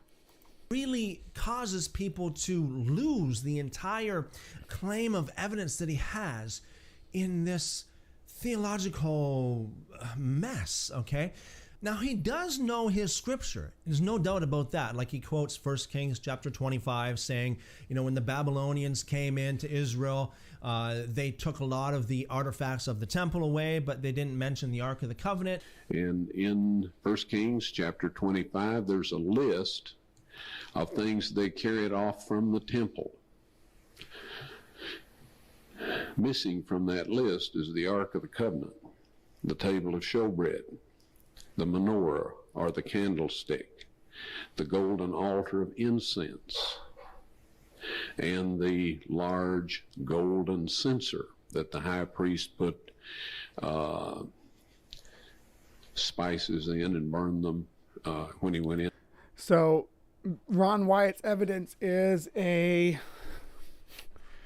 Let me follow this, make sure I got this right. It is that there's the itemized list of items removed, of objects removed from the temple, does not include certain items, certain special artifacts. So that's his evidence. Lack of evidence is evidence of lack, I guess. Into the most holy place. We found all of those. I found all of those in this chamber with the Ark of the Covenant, all of those things mentioned that were not on the list that went to Babylon. And in Ezra, there's a list of things that Darius sent back, the Persian. Yes, Mark Caesar, he did say Ron Wyatt knows his shit, at least as far as scripture goes, which I think that's what Ron Wyatt builds all his claims on, is his knowledge of scripture, and then convincing people that what his discoveries are match with that scripture. King, and it's identical to the one in 1 Kings 25. And he says the reason why they didn't mention the Ark of the Covenant, now this is where he reads a lot of stuff into the scripture that it doesn't say. He says that Jeremiah or somebody... What this statement is saying is that something went on the earthly throne of God. Now, Jeremiah or somebody was direct. Have you ever seen a more excited audience than that? Look how pepped up and ready they are to learn about his discovery of the famed Ark of the Covenant.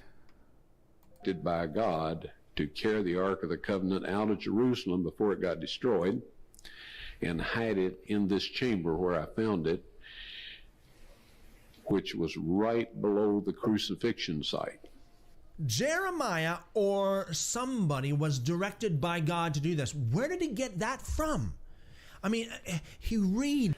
Special revelation, I would imagine, is probably what Ron would tell you there. Just my opinion.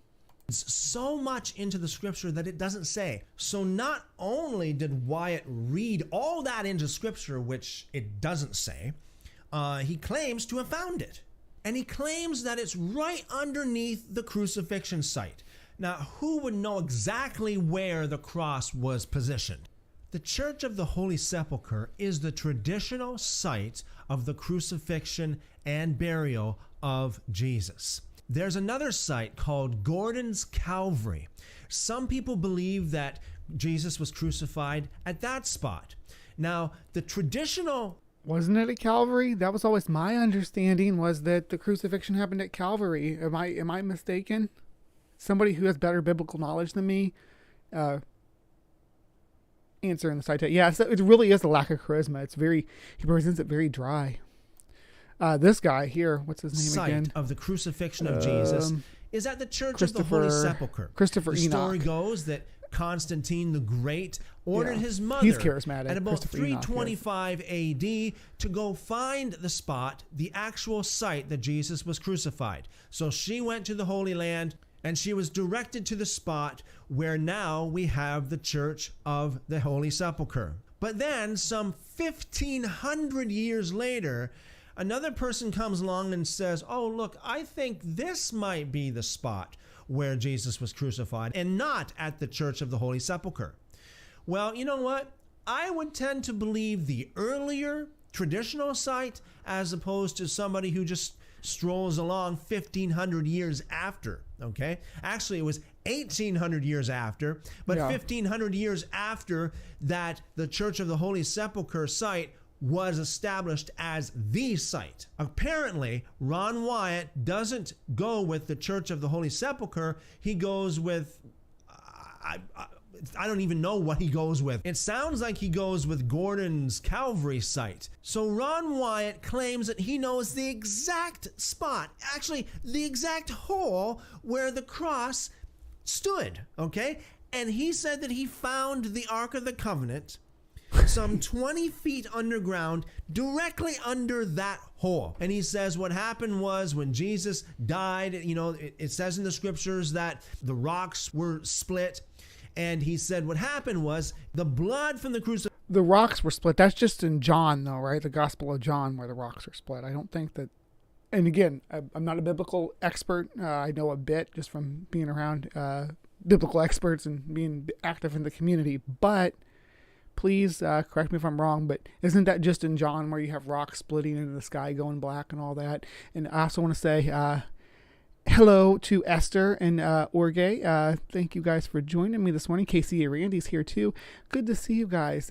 Thanks for stopping by the Hive. We are looking at Ron Wyatt this morning. We are looking at what his fellow evangelicals and creationist folks think of him and his claims. You guys, people who support him like Hovind, I'm sure Matt Powell. I haven't looked into that, but so far CMI, AIG, and this Christopher Enoch gentleman here have all kind of taken a stand against him. They all have different opinions on what happened with the Ark of the Covenant. Well, I don't know. CMI and AIG have similar opinions that it's probably destroyed and will never be found. This guy thinks it's in Ethiopia, so yeah. And I will have to revisit that because I know the story about it being in Ethiopia. I know the temple that it's supposed to be in and the legend. I've read the reports of people who actually went in there and what they experienced and what they saw. Okay, and yeah, I'm setting something up with Esther, the Afro-humanist. I'll try to email you again. I follow you on Twitter, so I can DM you on Twitter as well. But yeah, let's let Christopher go on a little bit longer. Crucifixion ran down all the way down 20 feet through limestone and dripped on the Ark of the Covenant, and thus the blood of Jesus was sprinkled on the Ark of the Covenant. Now, just considering that story alone, there is so much wrong with it, okay? Well, first of all, if the rocks split, now in context, in the scripture, it says the rocks split and the bodies of many holy men that have died before were raised to life. Now, in that context, you would say, well, the rocks of the tombs where these holy men were buried, that is what split and, let these resurrected saints out, okay? But Ron claims that the rocks split right there on Golgotha, and the blood dripped right down onto the Ark of the Covenant. Now, if the rocks split that much, wouldn't the cross fall over? Medically speaking, the crucifixion did not involve that much blood, okay? There was a lot of flogging that happened before then. A lot of blood was lost before then. That's why he didn't even have strength to carry the cross, okay? That's why by the time he got to the cross, he's like, I am thirsty. When he was first crucified, he was super thirsty because he lost that much blood. Now, according to Ron Wyatt, the blood that dripped down through the cracks was... The other thing is that Christopher's missing here, obviously, is that the cracks would still be there. It doesn't say that they sealed the limestone, sealed back up, and the cracks were just disappeared. And it looked like they were never there to begin with. 'Cause that's the claim, right? The blood that came from his side. And it was blood and water, he said, that went down onto the Ark of the Covenant. Ron Wyatt claims that fulfilled the sprinkling of the blood of Jesus on the Ark. Now, first of all, according to the law that was given through Moses, we're not supposed to have the blood of a human put on the Ark, okay? Second of all, you're not supposed to have the water on the Ark too. Water from somebody who's half dead, okay? That is not supposed to be put on the Ark. Second of all... Well, I don't know if I hate to come up to bat for Ron Wyatt here, but I don't think that Ron Wyatt or most evangelicals, for that matter, would consider Jesus as a man who couldn't have his blood on the Ark. 'Cause Jesus is, at least in the theology, he is God. He's the embodiment of God. So he can put his own blood on his own ark because he's the same guy, according to the theology. Not all theology, but at least the triune depiction. According to the law. Now, if you're supposed to go by the law, if you're supposed to have the law fulfilled, like cross every T and dot every I, according to the law, there's only one way the blood is supposed to be applied on the ark, and that is by the high priest in power at the time. Okay? That's according to the law. That is fulfilling the law to the T, dotting every I. It has to be done properly. Okay? It can't just somehow flow down blood and water from somebody who's half dead from somebody's side and somehow run through 20 feet of limestone and drip on the Ark of the Covenant, and whoa, everything's fulfilled. Where do you see that in the Torah? Where do you see that in the Torah? That is not there at all. I mean, no one. Well, you wouldn't see that in the Torah because this is Jesus we're talking about, right? I mean, I guess you're talking about the prophecies of Jesus fulfilling the first temple law or whatever. Yeah, I guess that's what you're saying. Wonder there are so many Jews who look at these Christians and go, man, you have no clue what you're talking about. You are out to lunch theologically. No wonder. But Ron Wyatt himself claims that he can't show the evidence. I have been told that I can't show physical proof. Now, ordinarily, see, I do have a bit of pride. Built-in excuses.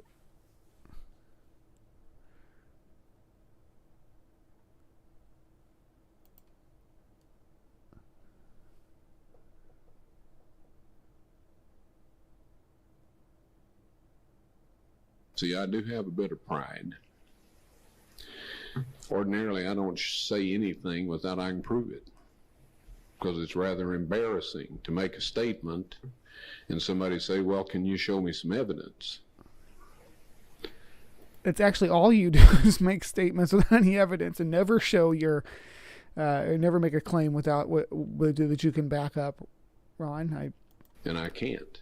And then he goes further than that. I mean, the story doesn't end there, okay? So he walks in and just basically, just goes up to the ark, as if it's like just an everyday thing. Just goes up to the ark, and he just happened to have some stuff on him to scrape human blood off of the ark and to take it to a lab to have it tested, okay? So if you take blood to a lab to have it tested, DNA test, you have to pay a lot of money. And if you pay a lot of money, they are definitely going to produce a report for you.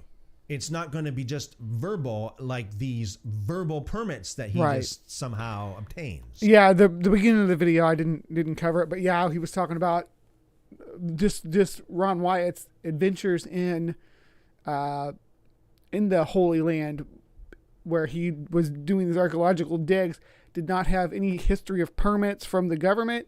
He said he had verbal authorization to dig there. Who goes into any country in the Middle East and just starts excavating without any kind of written permit and just verbal? Oh yeah, it's okay, do that.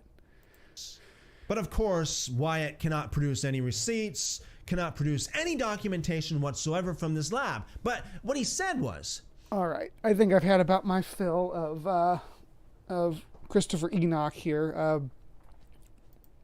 That's just, my position on it is that, yeah, he's right about Ron Wyatt and his nonsense. Same as AIG and CMI that what he's claiming about the Ark couldn't possibly be true. That there's no evidence that what he's saying he experienced and how he found it and all these things that they actually happened the way that he said they did. That's just the evidence doesn't support that at all.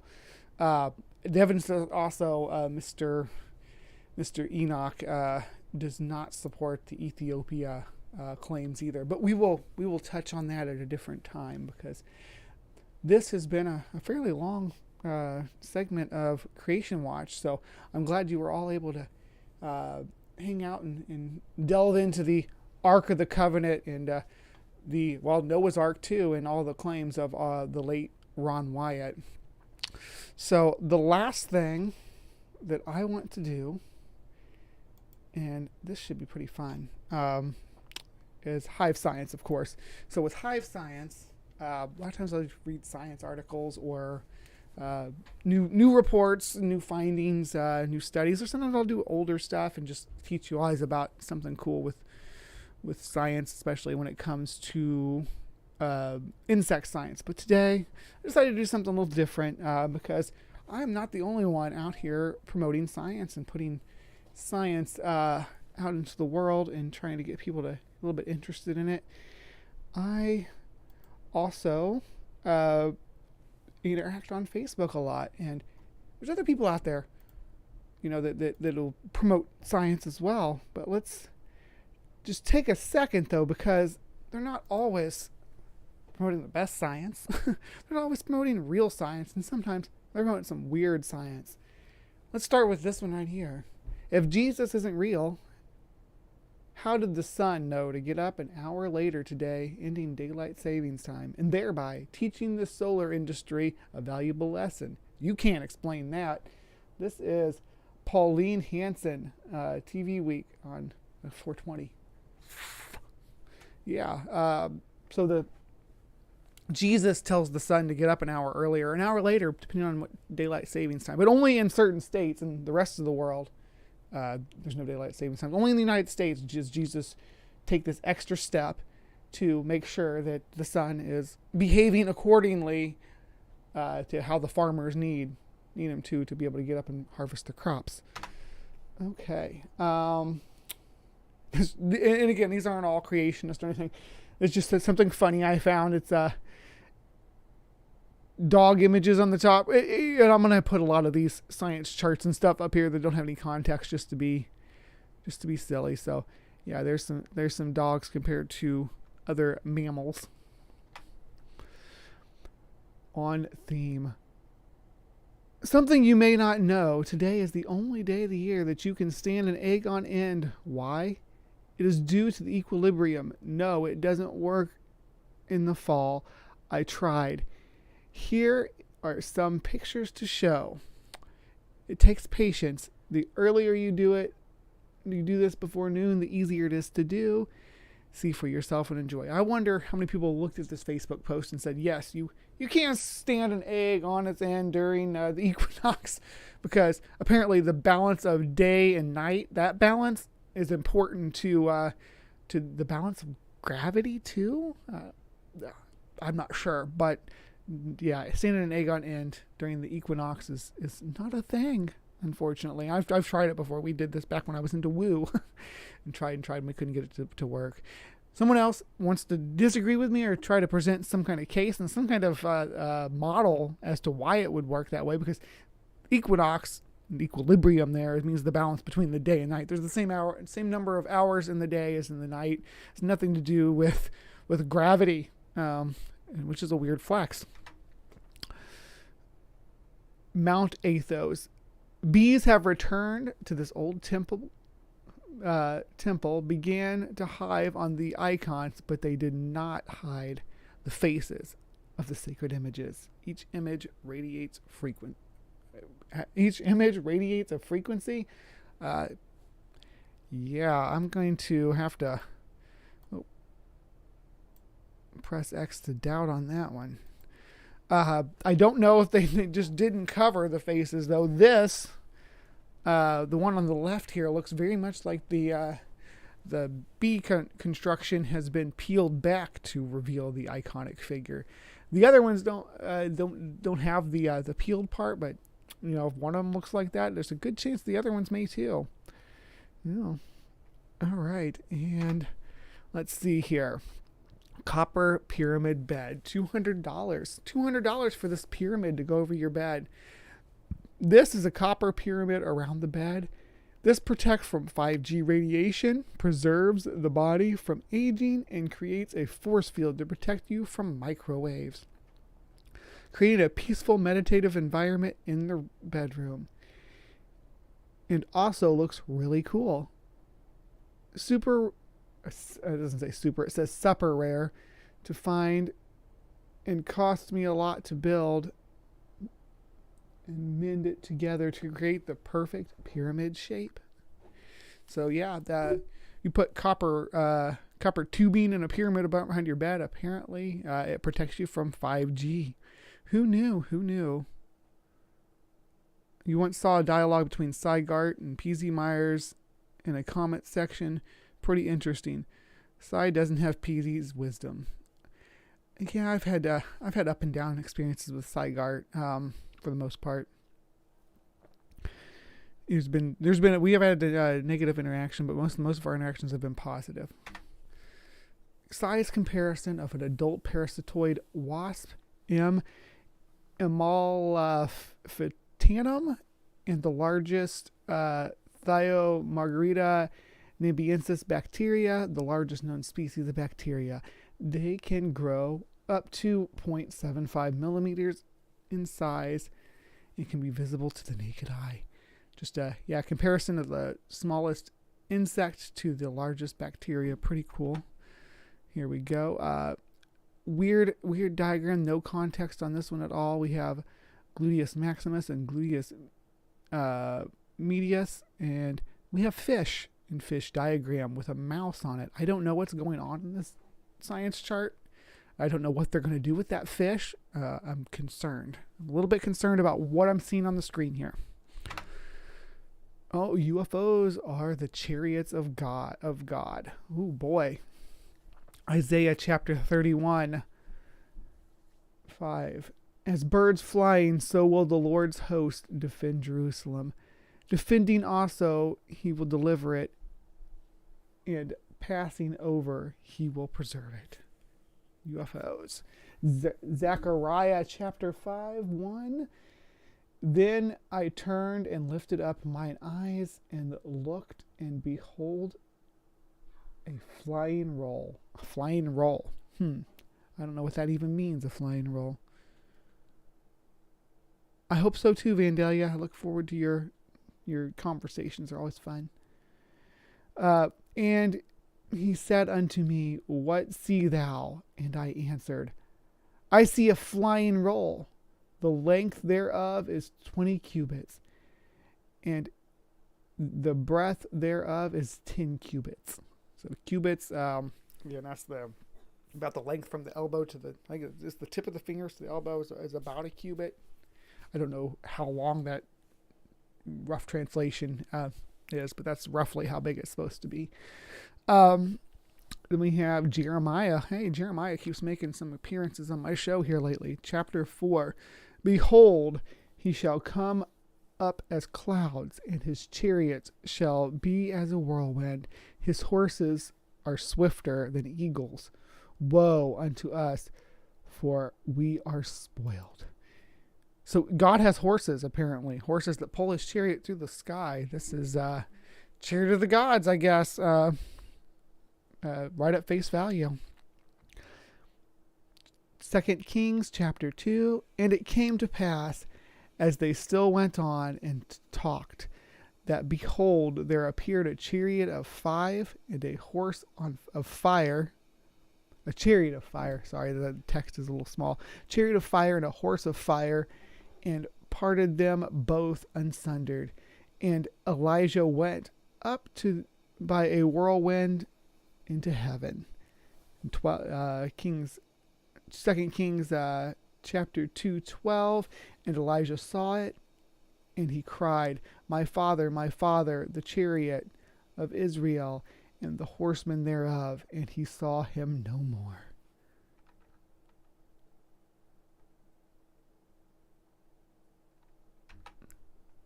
Oh, there's a missing one. I don't know what was there, but we'll just keep moving forward.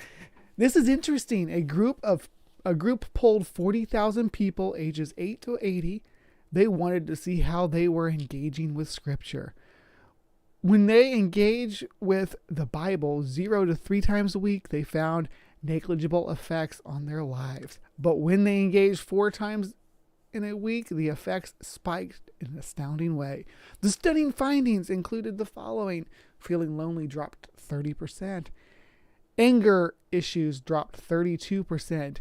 Bitterness in relationships dropped 40%, alcoholism dropped 57%, sex outside of marriage dropped 68%, feeling spiritually stagnant dropped 60%, viewing pornography dropped 61%, sharing your faith jumped 200%, disciplining others jumped 230%.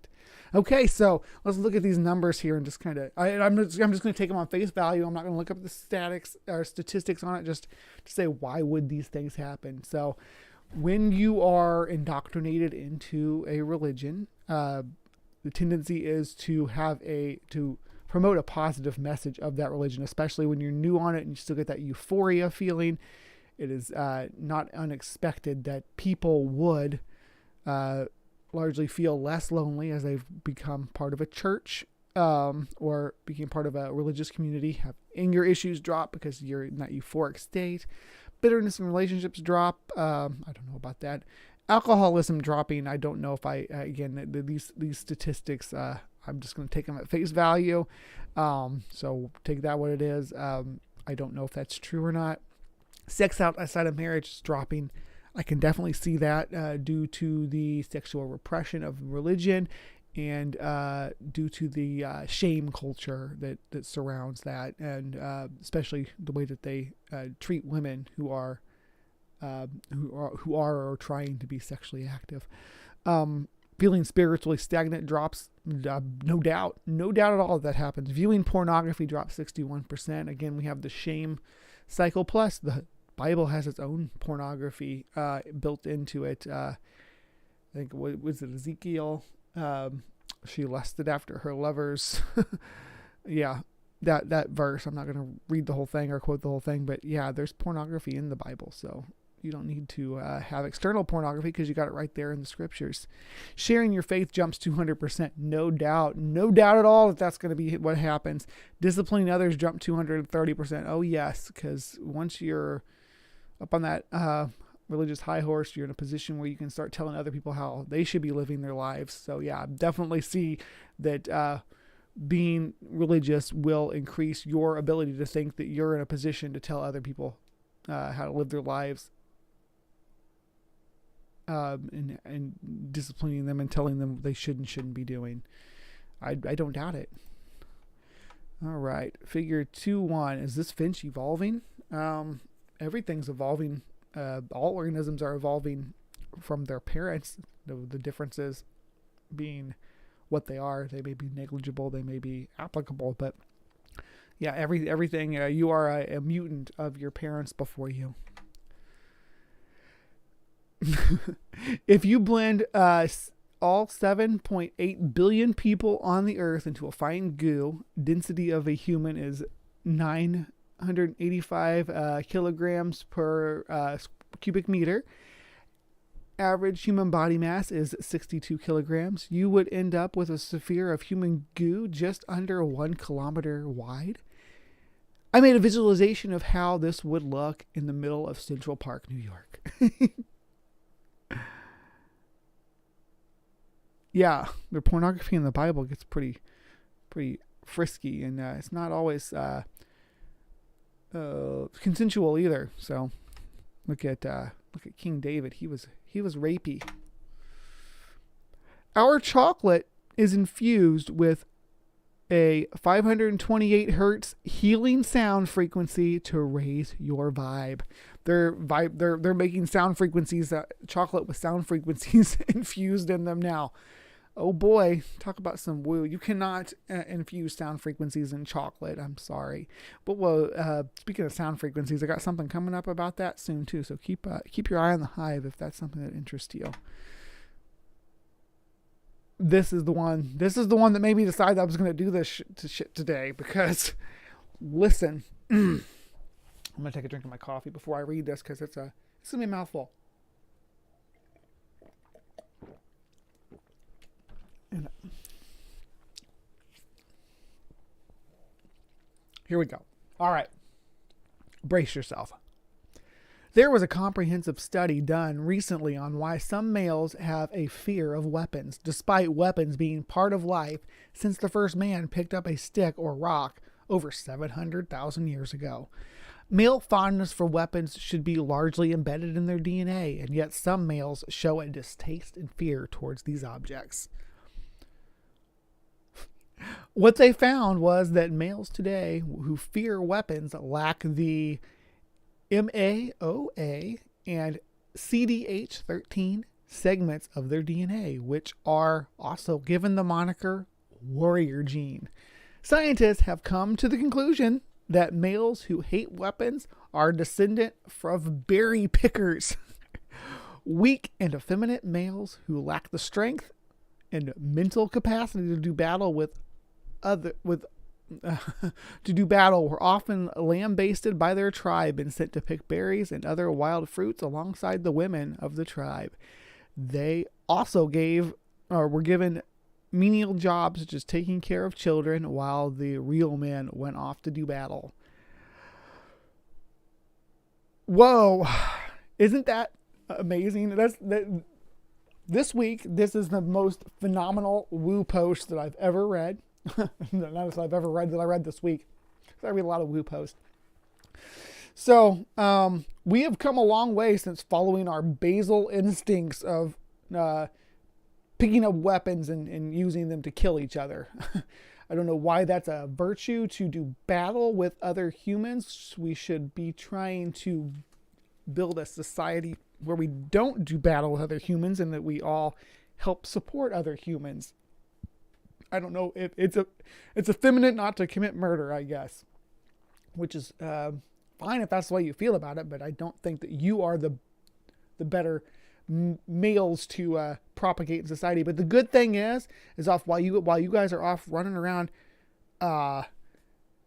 poking animals with sticks, the effeminate males, which maybe I would have been one of in Neolithic time, are back at home with your ladies, and they're spending time with them and talking to them and getting to know them and helping them take care of those menial tasks like raising the next generation to help provide for you. They're also these males, these berry pickers, are also they're participating in private time with your ladies as well while you're running around. Those ladies in the tribe are looking for some kind of male support.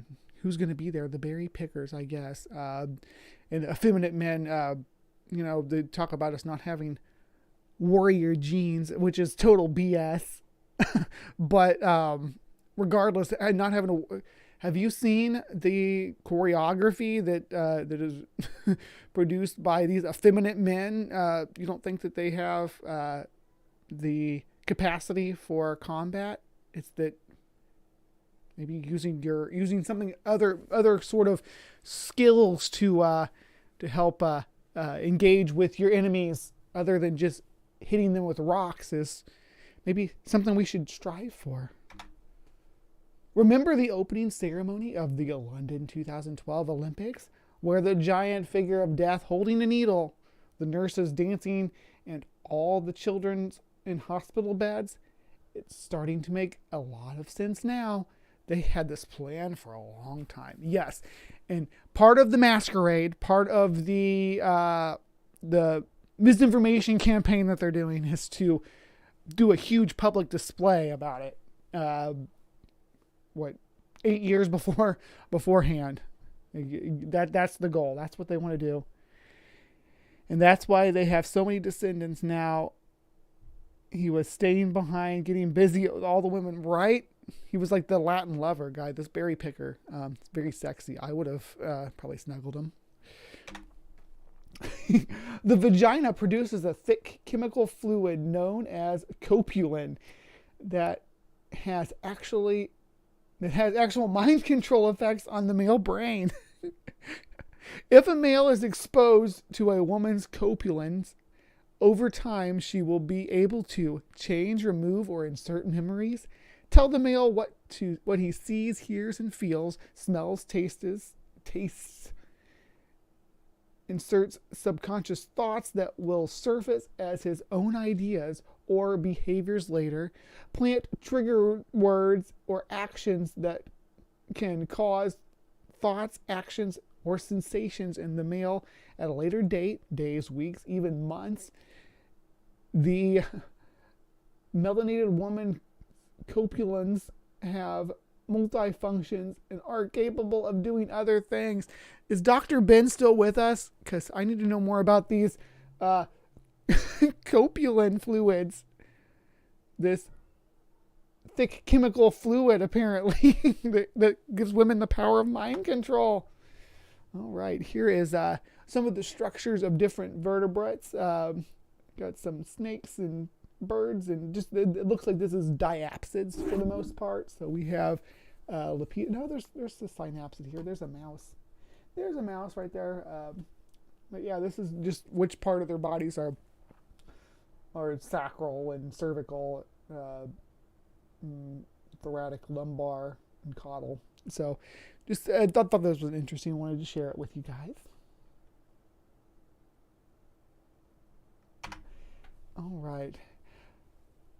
My favorite thing in wildlife research is the concept of animals being trap happy, meaning the same animal goes into a trap on purpose again and again after it's caught the first time because it was like, hey, there was food in there and zero predators, and they just let me go in the morning. On one hand, it's fucked up. It fucks up our data, but on the other hand, I get you, funky little rodent. If it were pouring rain on my walk home from work at night and I found a big metal box full of pizza in a bed where no one else could bother me, and the only condition is that in the cold light of day I'd be faced with a bunch of scientists weighing me and letting me go on the sidewalk, I'd probably end up in there quite a lot. I don't know if I would. I wouldn't. I don't know if I'd like being poked and prodded by scientists every morning, but maybe on some occasions, at least it'd be a nice place to know that you have this refuge that you can go to if things get tough. If you can't find something to eat, hey, I know where there's a box that has food in it all the time. And I go in there, lock me in there for the night, and there'll be no predators, no risk, and I will be able to eat and then take a nap, and they'll let me out in the morning. Did anyone know anything about tree being portals?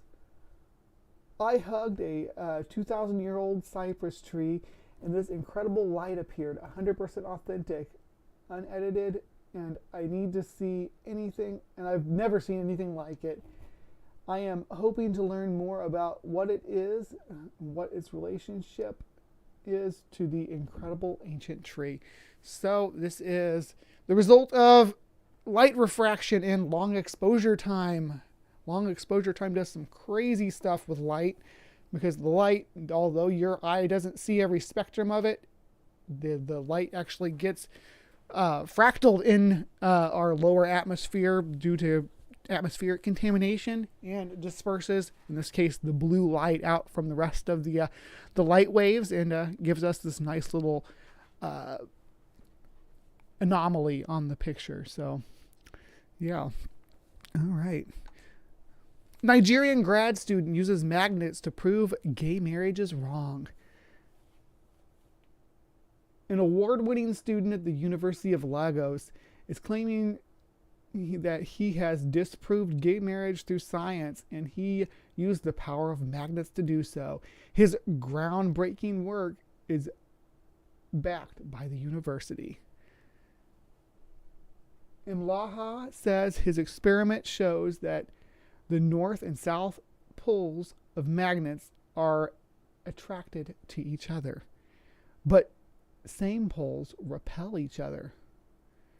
Astoundingly, this means that man cannot attract another man because they are the same, and a woman should not attract a woman because they are the same. This is how I used physics to prove gay marriage is wrong, because humans are like magnets. You know, you can't control it. You see someone of the opposite sex, you just cling to them. You just seal right together, just like some magnets. Right? That's how it happens. That's how relationships work, right? All right. So that was our Hive Science today, looking at some what used to call these memes from the dark side, where I look at some silly memes and stuff.